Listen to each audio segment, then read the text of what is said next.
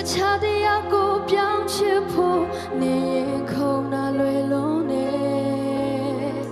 မဆိုးတရားလို့မင်းရဲ့စိတ်ကစာနာမှုကင်းမဲ့တည်နေလေချစ်နေစေအသေးခွဲဖို့ဝကြွေးရှိလို့ပဲ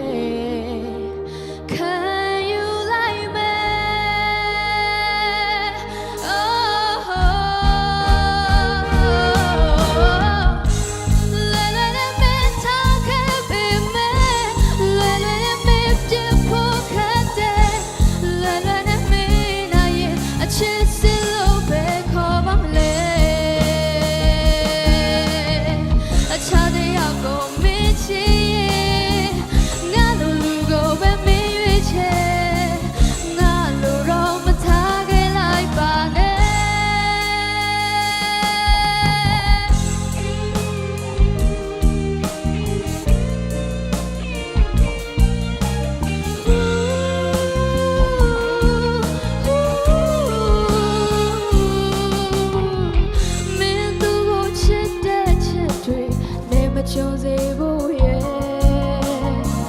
မင်းငါလိုအသေးကွယ်ရမှာငါမမြင်ချင်ဘူးကွယ်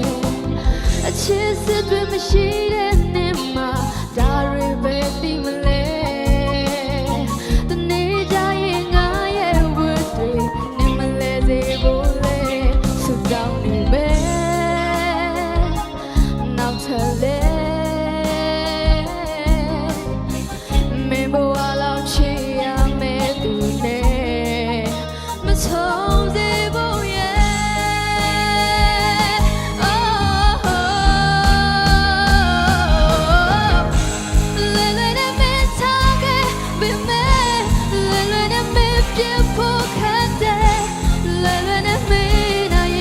ချစ်စလို့ပဲခေါ်ပါမလဲ